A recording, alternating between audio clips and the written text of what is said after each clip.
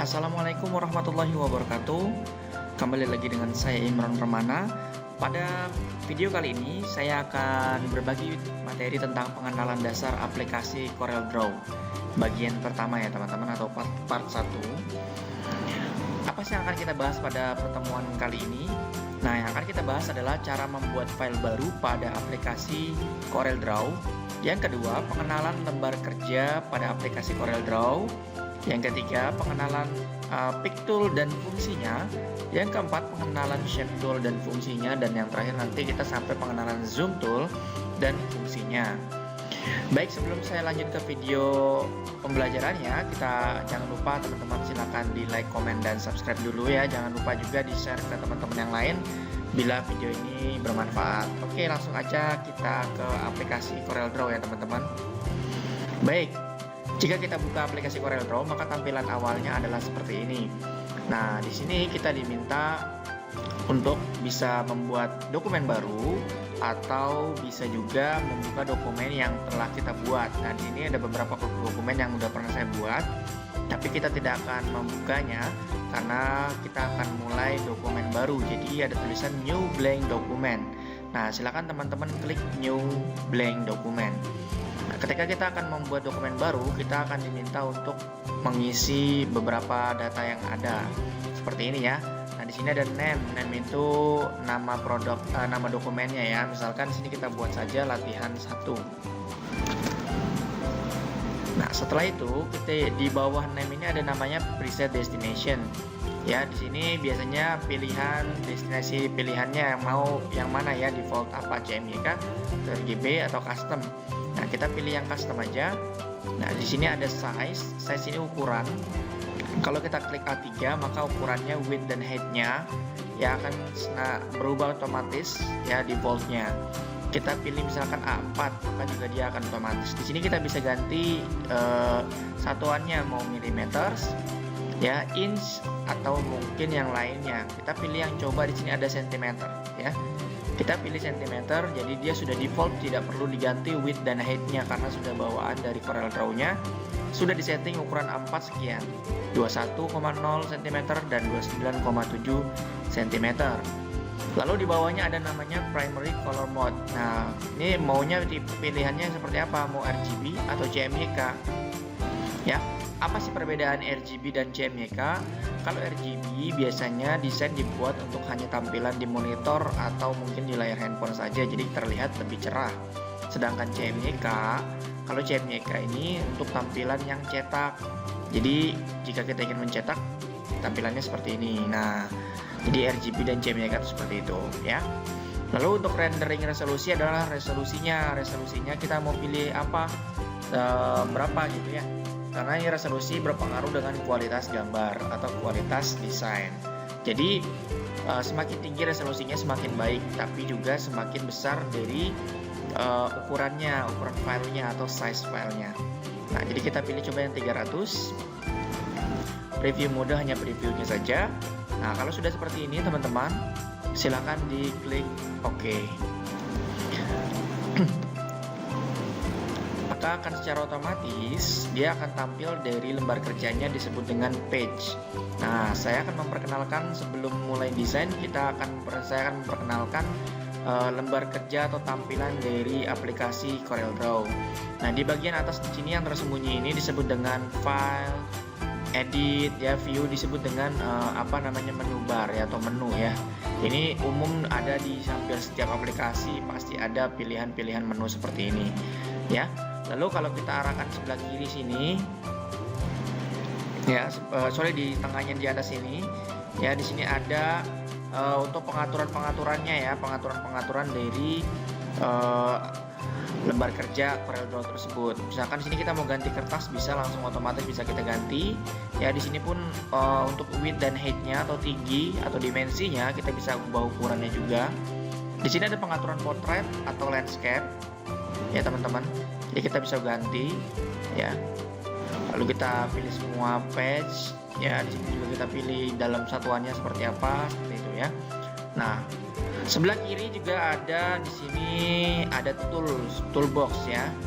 Nah, di sini kita bisa pilih mana yang akan kita gunakan, karena hari ini kita akan belajar tentang pick tool ya, lalu shape tool, di sini juga ada crop tool ya, dan ada zoom tool. Nah, oke, di bawah sini ada namanya page 1. Jadi lembar kerja dari aplikasi CorelDRAW ini adalah namanya page ya, atau page 1. Nah, page ini kita tambahkan atau kita bisa hapus, dan juga bisa kita kasih nama. Misalkan page 1 ini kita klik kanan, kita mau memberikan nama rename page. Nah, page name-nya apa misalkan? Misalkan halaman 1, sama aja ya. Ini hanya penggantian nama saja. Oke, jadi nanti secara otomatis dia berubah page 1 menjadi halaman 1. Kalau kita mau menambahkan halamannya, tinggal klik kanan, insert page after atau insert page before. Insert page after artinya kita akan menambahkan halaman setelah halaman 1 ya. Kalau misalkan insert page before berarti kita akan menambahkan setelah halaman yang sebelum halaman ke 1, jadi sebelah kirinya. Kalau misalkan after sebelah kanannya, seperti itu. Jadi kita karena ini baru, kita usah menambahkan halaman dulu ya. Baik, selanjutnya di sini sebelah ininya ada namanya scroll bar. Jadi kalau kita zoom zoom in seperti ini menggunakan scroll. Di sini ada scroll bar yang kanan kiri ya, dan juga ada yang atas bawah seperti ini ya teman-teman. Oke, sekarang kita zoom out menggunakan scroll bar ya, seperti itu ya. Nah, selanjutnya di sebelah kanan kita ada disebut dengan color palette. Nah, di sini kumpulan warna. Jadi kita kalau memberi warna di sini. Oke, tidak perlu berpanjang lebar. Coba kita langsung saja praktikkan beberapa tools yang ada di sebelah kiri ini. Tidak perlu banyak-banyak karena akan menyita waktu. Jadi pada pertemuan kali ini, di part pertama ini kita akan membahas 4 tools dulu. Pick tool, shape tool, crop tool, dan zoom tool.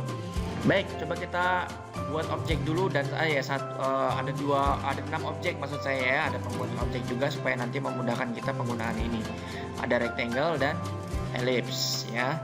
Baik, kita coba pembuatan yang kotak dulu, yang rectangle tool ya. Kita klik, lalu kita di sini bisa membuat kotak ya. Nah, di sini kita buat kotak. Nah, teman-teman, saya ulang lagi ya, delete. Kalau teman-teman mau membuat kotak sempurna, bisa sambil dengan menekan kontrol CTRL ya, tombol CTRL di keyboard seperti ini, maka menjadi kotak sempurna. Nah, kita akan bahas yang pertama, yaitu pick tool ya teman-teman. Kita klik pick tool, lalu kita klik di sini. Nah, di sini kalau misalkan kita klik 2 kali, dia akan muncul yang seperti ini ya. Kita klik sekali, dia akan tampil biasa lagi ya. Jadi pick tool ini fungsinya adalah untuk memindahkan objek ya, atau memutar objek dengan klik double lagi ya, double klik lagi untuk mengembalikannya ya, untuk saya Ctrl Z untuk kembali semula, atau memperbesar dan memperkecil objek seperti ini ya. Ini namanya pick tool. Jadi fungsinya seperti itu, untuk memindahkan objek ya, untuk memperbesar dan memperkecil objek, dan menseleksi objek juga ya kalau ada objek lebih dari satu. Jadi misalkan ini diklik, satu lagi objek, satu lagi diklik ya, dan juga bisa memutar objek seperti ini ya. Saya ulangin, kalau untuk memutar objek ya, saya zoom, jadi dia bisa diklik lagi sekali, maka dia akan muncul tanda panah yang melengkung seperti ini.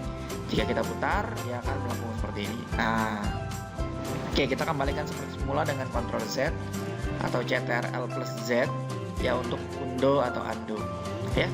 Lalu kita beri warna. Kalau mau beri warna seperti apa? Kita coba beri warna untuk membedakan ya. Di sini klik kiri pada mouse, maka dia akan ada warnanya seperti ini ya teman-teman. Baik, selanjutnya coba kita akan menggunakan shape tool ya. Shape tool ini fungsinya untuk apa? Kita klik shape tool. Nah, kalau kita klik shape tool, maka dia akan muncul, saya ulangin, dia akan muncul seperti ini, titik-titiknya akan berubah ya. Ini fungsinya untuk seperti ini. Kita tarik nih, dia akan berubah seperti itu ya.